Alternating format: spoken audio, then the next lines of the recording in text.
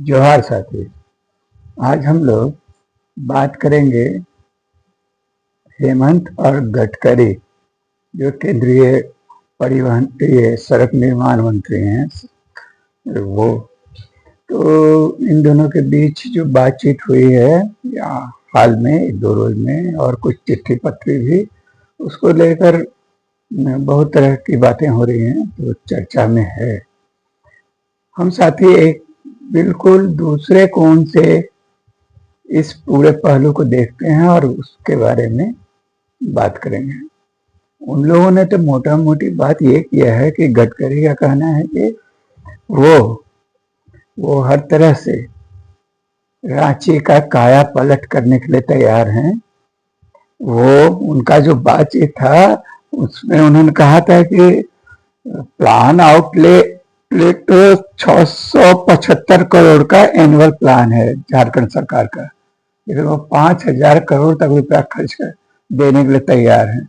बस इनको करना ये है कि आप लैंड एक्विजिशन कीजिए, फॉरेस्ट क्लियरेंस लीजिए और उसको एक अफसरों की अच्छी टीम दीजिए, और हम देखिए आपको सड़कों का जाल बिछा देते हैं यहाँ, और एकदम उच्च क्वालिटी का है एकदम। ये अमेरिका और वेस्टर्न कंट्री जो है, वेस्टर्न यूरोप है, वहाँ जिस मानक जैसी सड़कें और जैसा शहर है, वैसा सड़क और शहर बन जाएगा रांची।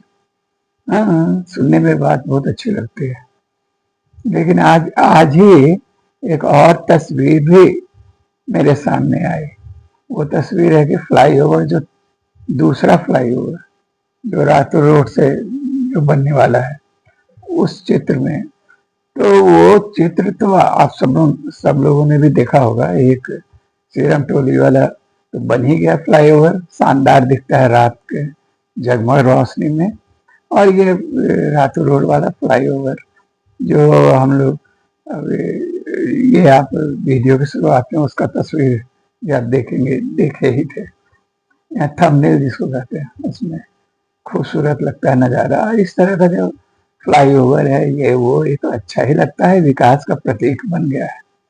लेकिन हम आपको गौर करने के लिए आमंत्रित करते हैं, गौर से देखिएगा उस तस्वीर को, उस फ्लाईओवर वाले तस्वीर को, और उसके नीचे जो एक शहर है, रांची शहर की एक तस्वीर है। गज गज करता हुआ घर, यहाँ से वहां तक, एक मंजिली बहुमंजिली मकान, कॉम्प्लेक्स, ये वो पूरा भरा हुआ।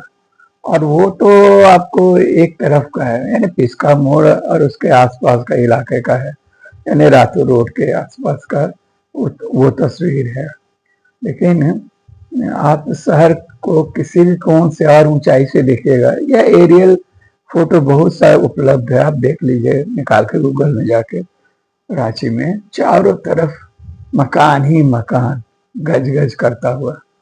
पुराना रांची जो था वो तो कहीं खो चुका है, लेकिन वो तो ठीक है, जो बदलाव तो होता ही है। जो गौर करने वाली बात है कि जो मकान है, ये ढेरों कॉलोनियां हैं, जो भी है दिखाई दे रहा है इस शहर, उस शहर में आदिवासी कितने हैं? आदिवासी गांव कहाँ दिख रहा है? यदि नहीं है तो क्या वो विलुप्त हो चुका है या कहाँ चला गया है? यदि है भी तो इसका मतलब वो बहुमंजिली इमारतों के पीछे छुप गया है, और वो वही उसकी नियति है। इसमें बात ये समझने के कि हम लोगों के, सब लोगों की चिंता का विषय है कि 5वीं अनुसूची में होने के बावजूद रांची में बाहरी लोगों की, बाहरी मतलब ये कभी आशय मेरा नहीं है कि विदेशी लोग हैं, सब भारतीय मूल के लोग हैं, भारत के लोग हैं, और सबको आने जाने, कहीं भी रहने बसने की आजादी है। लेकिन इसके साथ साथ ही जब 5वीं अनुसूची के रूप में क्षेत्र जो घोषित है, इसका मतलब कुछ ना कुछ उसको सोच समझकर उस सूची में रखा गया है, और उसमें ये उसका लक्ष्य ये है कि आदिवासी जो अलग झारखंड राज्य बना था इसलिए कि आदिवासी अस्मिता पहचान उनका उनका जो वैशिष्ट है उनका कल्चर ये सब बचे और वो वास्तव में ठीक है वो विकास के भागीदार बने ऐसा होता है तो ठीक ही है लेकिन यदि मान लीजिए कि इस तथाकथित विकास के नाम पर यदि रांची शहर से आदिवासी ही मिट जाए खत्म हो जाए तो क्या इस विकास से क्या फायदा है। आप अभी भी देखे होंगे देख रहे होंगे जो लोग यहाँ के पुराने बासिंदे हैं थोड़ा सा बहुत पुराना मतलब नहीं कह रहे हैं जो 30-40 वर्ष से 50 वर्ष से यहाँ रह रहे हैं रांची जिन्होंने देखा है उसको 20-25 वर्ष 30 वर्ष पहले तक कैसी रांची थी और कैसा हो गया है।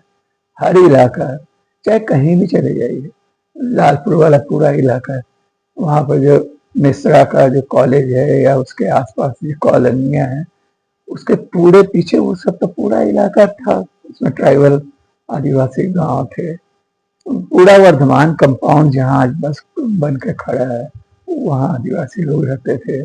आप रातू रोड में चले आइए यहाँ से वहाँ तक यहाँ जो कांके रोड कहलाता है रातू रोड नहीं कांके रोड में शुरू से लेकर धीरे धीरे बढ़ते चले जाइए चांदनी चौक और उसके आगे अब तो बहुत दूर तक चले जाइएगा तो उसके अगल बगल तो सारा ट्राइबल इलाका था ट्राइबल इलाका था ढेरों बस्तियां और सब एक एक करके विलीन हो रहे हैं खत्म हो रहे हैं। वो इसका मतलब है नहीं सो नहीं है लेकिन वो जो उनका पीछे पहले से जो स्वरूप था वो नहीं रहा।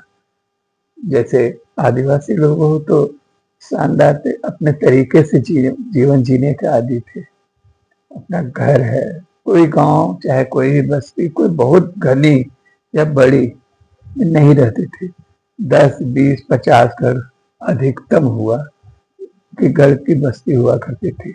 हर शख्स के पास हर परिवार के पास घर होता था थोड़ा सा आंगन होता था बाड़ी होती थी उससे लगा हुआ खेत होता था और इसके वो एक जीवन पद्धति थी और उसमें वो चलते थे। धीरे धीरे सब कुछ खत्म हो गया धीरे धीरे खत्म होता जा रहा है और उसके जगह पर एकदम नए किस्म की कॉलोनियां वहां बस रही तो या तो वो बस्तियां मिट गई या मिटने के कगार पर हैं और वहां रहने वाले जो आदिवासी थे वो धीरे धीरे हाशिए पर पहुंचते जा रहे हैं उनका ये हो रहा है। तो हम लोग जो चिंता करते हैं कि ये ऐसा क्यों हो रहा है और इसके लिए तरह तरह की बातें होती हैं जैसे भाजपा ने तो खोज के निकाला कि आदिवासी इलाका से कम हो रहा है आदिवासी इलाकों में आदिवासियों की आबादी जो कम हो रही है तो वो तो बांग्लादेशी मुसलमानों के चल की वजह से पूरा पिछले चुनाव का यही था उनका वो प्रचार का सबसे बड़ा हथकंडा था।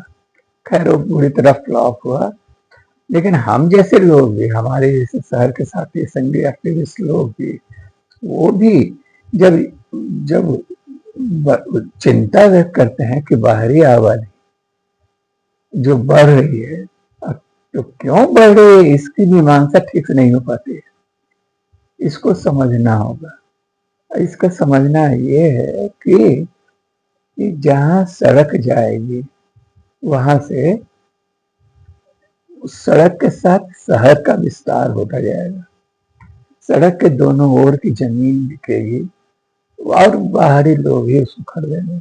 अभी रिंग रोड जो बना है उसको वहां का जाकर नजारा देख लीजिए या पुराने दिनों को याद कर लीजिए कि लालपुर के पास जो इलाका था जो कोकर के पास इलाका था जो आपका जो अपर बाजार के पास जो तालाब सबसे सुंदर माना जाता है उसके बाद उसके पास के आसपास का इलाका कैसे धीरे धीरे घना होता चला गया है और घना हुआ है तो क्या हुआ आदिवासी आबादी बढ़ी है हुआ क्या आदिवासी गांव बढ़े हैं क्या तो वो बढ़ा है कौन या जो नगर बना है क्या वास्तव में आदिवासियों की इतनी तरक्की होगी कि उनका नगर, उस नगर में उनके लिए, वो उस नगर में उन घरों में वो रह रहे हैं क्या? यदि ठीक है अपवाद स्वरूप कुछ लोगों को मान लीजिए पब्लिक सेक्टर में हो या सरकारी तृतीय चतुर्थ पदों पर थोड़ी बहुत बहाली हुई, वैसे कुछ लोग हैं या कुछ ईसाई आदिवासी हैं, उनकी स्थिति थोड़ी बेहतर है तो उनके पास घर है और यहाँ शहर के बीच भी उनके पास है रिहायशी स्थान है थोड़ा सा अच्छा, वो भी भवन बहुमंजिली ना भी हो तो भी अच्छे से रह रहे हैं क्या उनके लिए। लेकिन हम मास की बात करें, बहुसंख्यक आबादी, उस रांची की जो एक बड़े गांव के रूप में जिसको समझा जाता था और जहाँ सैकड़ों गांव मुंडा उड़ाव समुदाय के बसे हुए थे, वो धीरे धीरे कहाँ जा रहा है, कहाँ विलुप्त हो रहा है। एसीसी वाला इलाका जब बना तो वहां से उजड़ गए लोग, अब उजड़ के गए कहाँ, क्या वो उनका हुआ क्या वहां के लोगों को। अभी भी तत्काल जब इस तरह की कोई योजना बनती है और चलती है तो ये बात जेहन में आता है, बहुत सारे लोग प्रसन्न भी होते हैं। जैसे अभी एक सड़क जो एक रिंग रोड पे बन ही गया, एक चांदनी चौक, आप लोग जानते हो चांदनी चौक के आगे एक पेट्रोल पंप है, तो वहां से एक सड़क और बनने वाली है जो पिस्का मोड़ तक चली जाएगी और उसके आसपास, और जो जिस इलाके से गुजरने वाला है वहाँ के कुछ लोग खुश भी हैं, भूमि माफिया खुश है उस पूरे इलाके का कि जमीन का दाम बढ़ जाएगा, कीमत बढ़ जाएगी, अब बढ़ गया है बहुत जगह। ये अब ये कोई रहस्य नहीं रहा कि 5वीं अनुसूची और छोटा नागपुर संथाल परगना टेनेंसी एक्ट के बावजूद धड़ल्ले से आदिवासी जमीन का ट्रांसफर हो रहा है और खरीदार बाहरी लोग हैं। तो जहाँ सड़क बनेगा वहाँ शहर का विस्तार होगा और वहां से आदिवासी इलाके खत्म होते जाएंगे धीरे धीरे, या धीरे धीरे एक तरह से कहिए स्लम्स में बदल जाएंगे, एकदम झोपड़पट्टी में नहीं लेकिन उसी तरह, यानी उनके पास घर रह जाएगा और उसके अलावा कुछ नहीं बचेगा क्योंकि उसके आसपास का जो भी खुलापन था, खुली जगह थी, वो सब कुछ बिक जाएगा। अब बिक रहा है। हम अपनी दूसरे जगह का बात नहीं जानते, हमारे उतना नाम वाम इकट्ठा हमको जानकारी नहीं है, लेकिन जो हम लोग के घर के पास ही, जैसे माने काफे रोड की बात कर रहे हैं, उसके आसपास जितना था हथिया गोंदा, चंदवे, जयपुर, कोंगे, कामता, भीठा, सोसो, सुकुरहुट्टू, प्रेमनगर, करमटोली, इस तमाम जो गांव धीरे धीरे जाके देखा ही है क्या गति में है, किस अवस्था में है। एकदम मान के चलिए ये आने वाले दिनों में, कुछ वर्षों में, 10 बरस, हमको लगता है 10 वर्ष और लगेगा, जिस रफ्तार से ये विकास तथाकथित विकास शहर का हो रहा है, इनको खत्म हो जाना है और सिमट जाना है, एकदम स्लम्सनुमा जीवन उनका हो जाने वाला है। तो आप पूछेंगे तो इसका उपाय क्या है कि सड़कें नहीं बने, लेकिन जरूर सोचना पड़ेगा आपको कि सड़क किसके लिए बन रहा है, उसका उपयोग कौन करेगा। अभी एक सड़क जो बनारस से लेकर, एक और हाईवे बन रहा है बनारस से लेकर कोलकाता तक, एक दूसरा जीटी रोड के समानांतर है ये, उसके बारे में जो आप थोड़ा सा अध्ययन कीजिएगा तो समझिएगा कि वो केवल और केवल अडानी समूह को फायदा पहुंचाने के लिए हो रहा है, उनके औद्योगिक प्रतिष्ठानों तक बंदरगाहों से माल को आवाजाही को करने के लिए हो रहा है। तरह तरह का चीज है उसमें, उसका क्या बताया जाए, और उसके लिए कितना जमीन जाएगा, कितने गांव के लोग स्थापित होंगे, ये सब, और क्या मिलेगा। एक बात ये भी है कि बहुत बार ये बात उठ चुका है, बहस हो चुका है कि आदिवासी जमीन बिक रहा है तो उसके पीछे का मूल कारण क्या है? मूल कारण है कि उनको उनको पैसा मिलता है, चाहिए पैसा। जो आदि व्यवस्था है, उपभोक्तावाद का दबाव है, बाजारवाद का दबाव है, उनको भी चाहिए। वो जो पुरानी पीढ़ी है उसको उतना नहीं भी चाहिए, लेकिन जो नई पीढ़ी आई है उसको भी चाहिए, वाहन चाहिए, अच्छे किस्म का मोबाइल चाहिए और पेट्रोल चाहिए घूमने फिरने के लिए, डाटा के लिए पैसा चाहिए। तो उन सब का पूर्ति कहाँ से होगा? वो पूरा तैयार है कि जमीन बिके। लेकिन हाँ, इसके बारे में बड़ी ऊंची कल्पना, जस्टिफिकेशन दिया जाता है बाबूलाल के जमाने से। आज से 2003 में 2003 में हम जब आए थे यहाँ रांची, बोकारो छोड़ के परमानेंटली, तो यहाँ प्रभात खबर में उस समय एक झारखंड पर एक बहुत बड़ा परिशिष्ट निकल रहा था, और उसमें हुआ था कि वो जितना लोगों का इंटरव्यू हो सकता है, राजनेताओं का, इसका उसका, लेके करना है उसको कि आपको अभी पूरा झारखंड बना है, उसका सपना क्या है इसके विकास का। तो उसी क्रम में हम सारे नेताओं से मिले थे, तो ज्यादातर लोगों ने यही बोला, कोई यही सोच रहा था कि संचार सुविधाएं बढ़ेगी, सड़कें बनेंगी तो उससे विकास होगा, उससे तरक्की होगी, गांव से सड़क, गांव शहर जुड़ेगा आपस से, गांव से उत्पादित माल आएगा और जाएगा वहां। तो ये सब फायदे गिनाए जाते थे, बाबूलाल भी यही गिनाए थे। और 20 वर्ष बाद, मैंने 2003 था, आज 25 हो गया है, आज आज वही बात हो रहा है, सड़कों का विकास। इस बीच काफी सड़क का विकास हो चुका है और ढेरों सड़कें बन चुकी हैं। ज्यादातर जो है, जो घाटी थी वो गायब हो रही है धीरे धीरे उसका। जैसे आप पटना जाते हैं जो रांची से सीधा, तो रास्ते में पहले चुटुपालू था, उसके बाद हजारीबाग के पहले बड़ी घाटी थी, लेकिन अब यहाँ से कोडरमा तक था। उसके बाद लेकिन आप पार कीजिएगा, एक रजौली को छोड़ के कहीं कोई घाटी अब बचा नहीं, जहाँ जंगल है, पहाड़ है। और वहाँ वहाँ हाँ, अभी वहाँ सड़क चौड़ी नहीं हुई है। सड़क चौड़ी, वहाँ की योजना जब बनेगी तो वो सब भी खत्म हो जाएगा, तो आप बहुत तेज रफ्तार से पटना या यहाँ से दिल्ली तक जा सकेंगे गाड़ी वाहन से।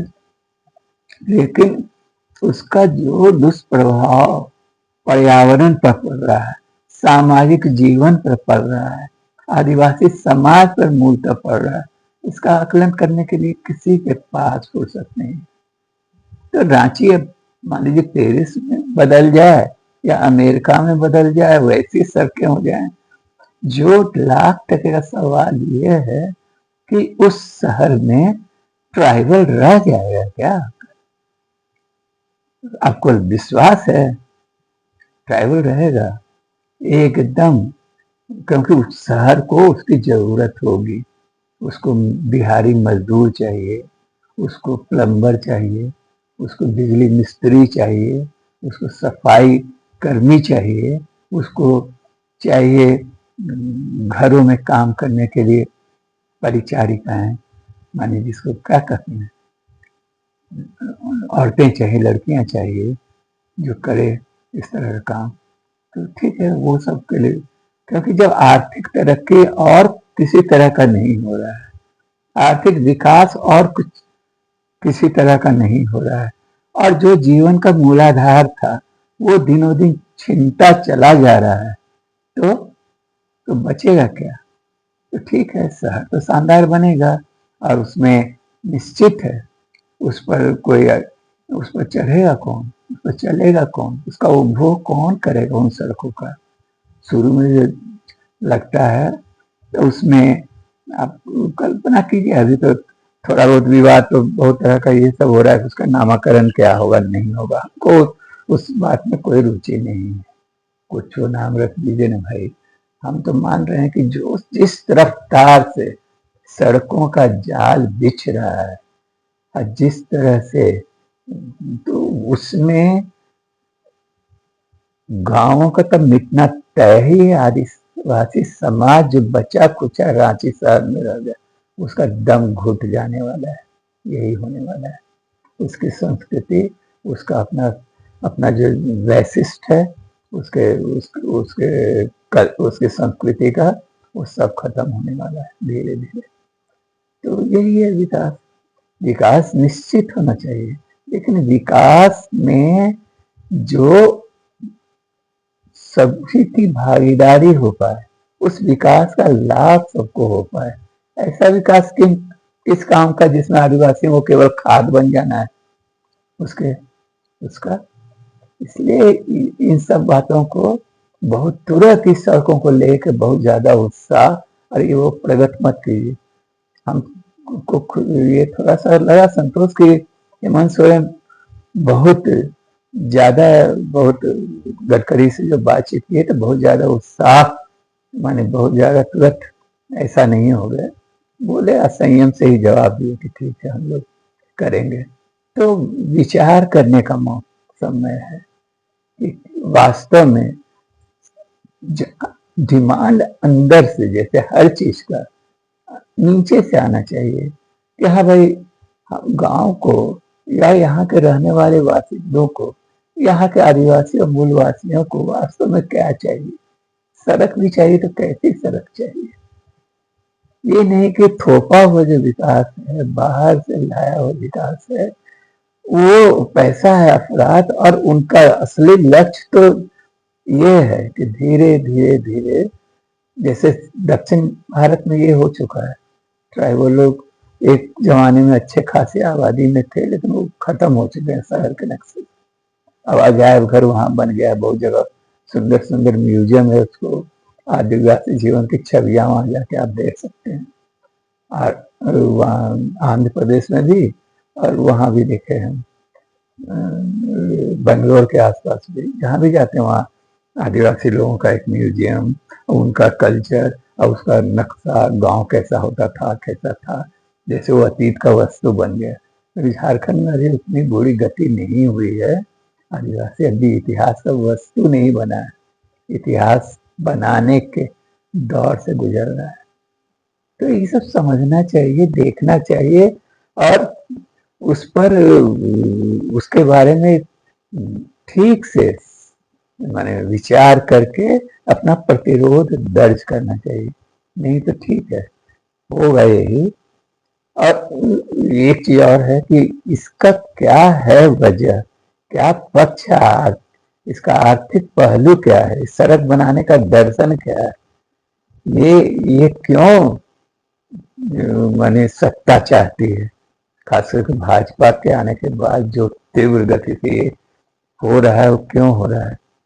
तो सड़क में भयानक लूट है साथी, भयानक इसको कहते हैं। आपको एक छोटा सा उदाहरण लेते हैं, छोटा सा आप कल्पना कर सकते हैं। एक तो आपको यहीं का देख लीजिए ना, एक सड़क जो आप मुख्य सड़कों को छोड़ दीजिए सर, 2-4 लाख 10 लाख 1-8 करोड़ में बनता है 1-8 किलोमीटर सड़क। वो सड़क, वो फ्लाईओवर बनाने में जो बना है, जो सीरम टूला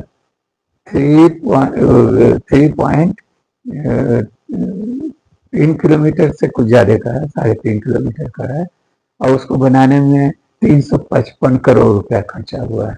ये रातू वाला जो फ्लाईओवर है, चाहे जो सड़क है, कितना होगा, मान लीजिए 3-4-5 किलोमीटर होगा या 100-7 किलोमीटर होगा, जितना भी हो, तो वो बनने में कितना 400 करोड़ रुपया खर्च हुआ है। मैंने पर 1 किलोमीटर बनाने में औसतन खर्च कितना पड़ रहा है, निकाल लीजिए।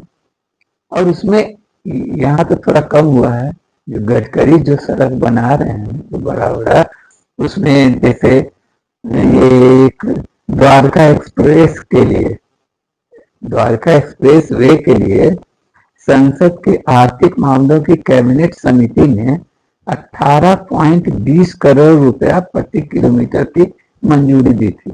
18.20 करोड़ रुपया प्रति किलोमीटर की मंजूरी संसद की कैबिनेट समिति ने दी थी, और खर्च किया गया है 250 करोड़ रुपया प्रति किलोमीटर। तो क्यों नहीं सड़क बनाएंगे, खूब बनाएंगे और सारा खजाना उसमें खर्च कर देंगे। सर अपना जो अपने यहाँ से जो राजस्व वसूलेंगे उससे, और जो विदेश से भी जो आएगा कर्ज लेंगे, वो सब इसमें जोतेंगे। कोई भी एक साधारण सी बात है, सड़क आ जाने दीजिए, मामूली से मामूली निर्माण कार्य में एक सभी लोग जानते हैं कितना कितना प्रतिशत कमीशन होता है, और उसी से अंदाज लगा लीजिए कि कितना बड़ा लूट है। और उसी पैटर्न पर झारखंड में भी चल रहा है। झारखंड में कम सड़क नहीं बनने वाला है। जो हमको जितना हम आंकड़ा जुटा पाए देखे कि राज्य में 492 पुलों का निर्माण हो रहा है। प्रधानमंत्री ग्राम सड़क योजना के तहत 2500 किलोमीटर सड़कें और 200 पुल बनने हैं। मुख्यमंत्री ग्राम सड़क योजना के तहत 1500 किलोमीटर सड़क बनना है। तो सड़कें सड़क होता जाएगा। झारखंड में जो खेती का इतना संकट है, खेती योग्य जमीन नहीं है, और ये सड़कों के लिए जो जमीन का अधिग्रहण होगा, जो जो पहाड़ी रास्तों की कटाई होगी पहाड़ों की, और जो सड़क के दोनों तरफ में पेड़ कटेंगे, उसका पर्यावरण पर क्या असर होगा, इसका कभी कोई आकलन किया है? नहीं होता साथी। इसलिए खूब बढ़िया से समझना है। अभी तो सीधा दो ही बात कह के हम इस बात को समाप्त करेंगे। ये ठीक